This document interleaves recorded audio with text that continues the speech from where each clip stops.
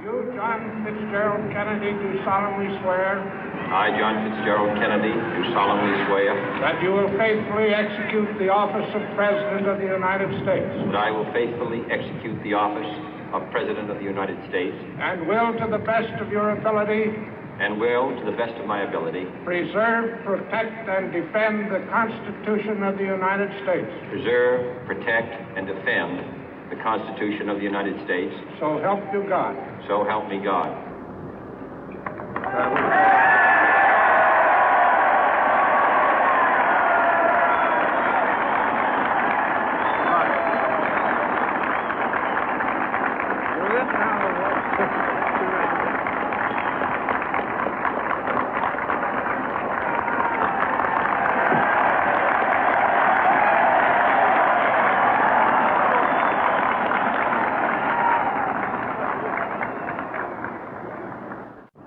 Vice President Johnson, Mr. Speaker, Mr. Chief Justice, President Eisenhower, Vice President Nixon, President Truman, Reverend clergy, fellow citizens.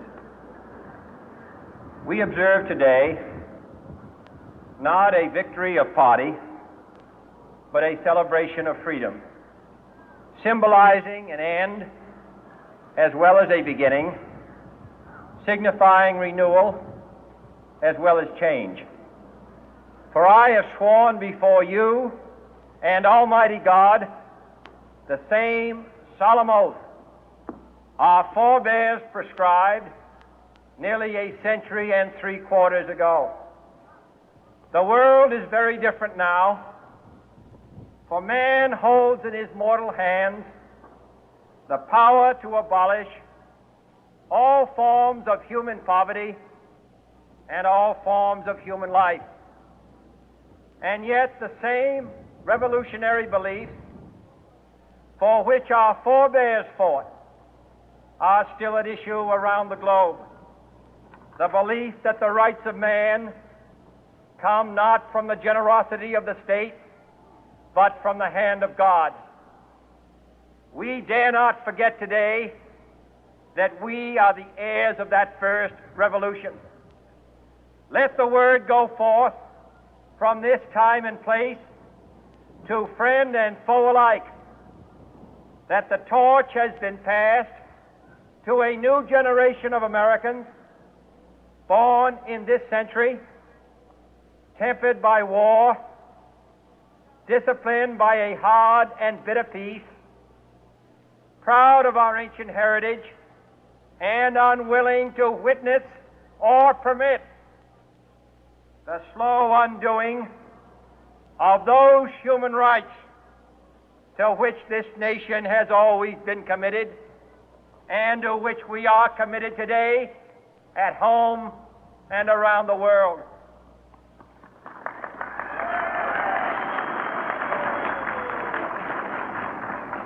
Let every nation know, whether it wishes us well or ill, that we shall pay any price, bear any burden, meet any hardship, support any friend, oppose any foe to assure the survival and the success of liberty.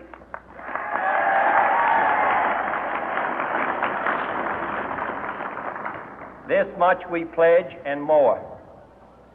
To those old allies whose cultural and spiritual origins we share, we pledge the loyalty of faithful friends. United, there is little we cannot do in a host of cooperative ventures.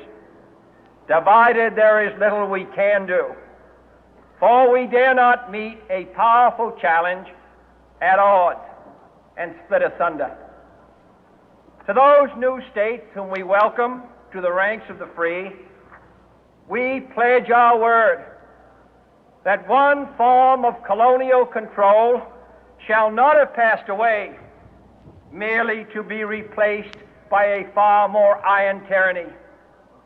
We shall not always expect to find them supporting our view, but we shall always hope to find them strongly supporting their own freedom, and to remember that in the past, those who foolishly sought power by riding the back of the tiger ended up inside.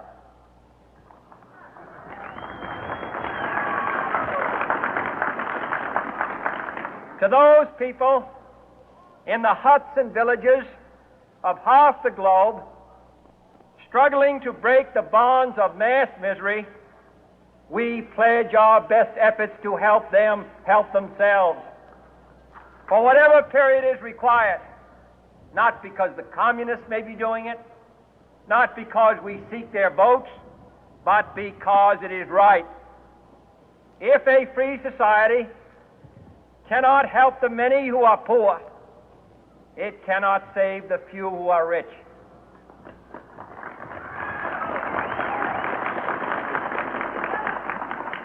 To our sister republics south of our border, we offer a special pledge to convert our good words into good deeds, in a new alliance for progress, to assist free men and free governments in casting off the chains of poverty. But this peaceful revolution of hope cannot become the prey of hostile powers. Let all our neighbors know that we shall join with them to oppose aggression or subversion anywhere in the Americas.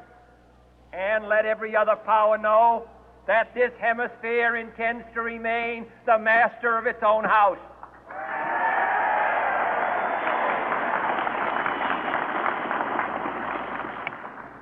To that World Assembly of Sovereign States, the United Nations, our last best hope, in an age where the instruments of war have far outpaced the instruments of peace, we renew our pledge of support to prevent it from becoming merely a forum for invective, to strengthen its shield of the new and the weak, and to enlarge the area in which its writ may run.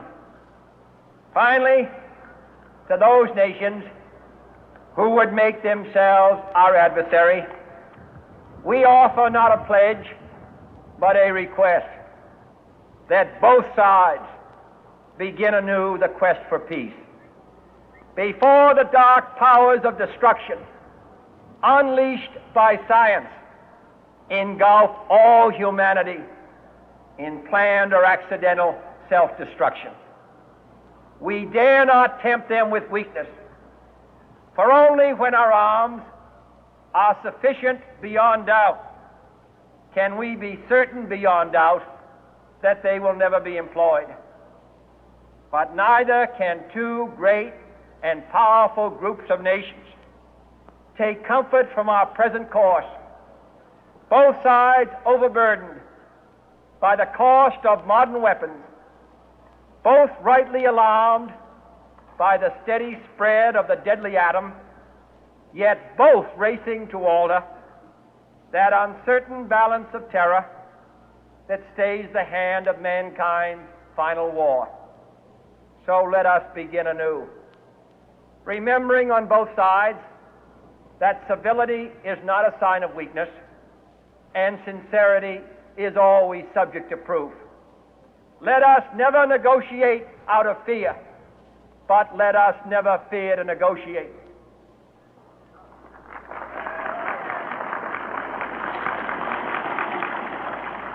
Let both sides explore what problems unite us, instead of belaboring those problems which divide us. Let both sides, for the first time, formulate serious and precise proposals for the inspection and control of arms, and bring the absolute power to destroy other nations under the absolute control of all nations.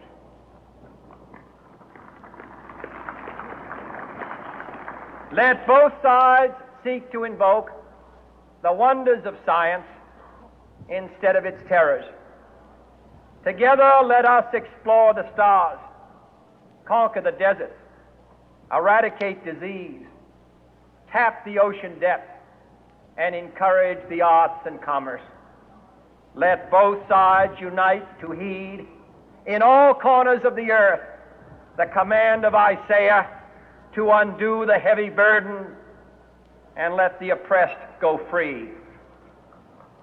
And if a beachhead of cooperation may push back the jungle of suspicion, let both sides join in creating a new endeavor, not a new balance of power, but a new world of law, where the strong are just and the weak secure and the peace preserved.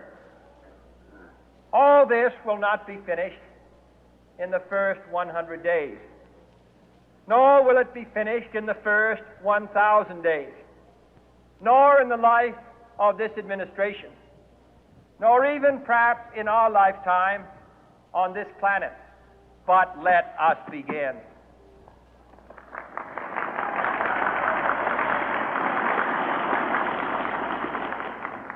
In your hands, my fellow citizens, more than mine, will rest the final success or failure of our course. Since this country was founded, each generation of Americans has been summoned to give testimony to its national loyalty. The graves of young Americans who answered the call to service surround the globe. Now the trumpet summons us again, not as a call to bear arms, though arms we need, not as a call to battle, though in battle we are, but a call to bear the burden of a long twilight struggle, year in and year out, rejoicing in hope, patient in tribulation, a struggle against the common enemies of man, tyranny, poverty, disease, and war itself. Can we forge against these enemies a grand and global alliance, north and south, east and west, that can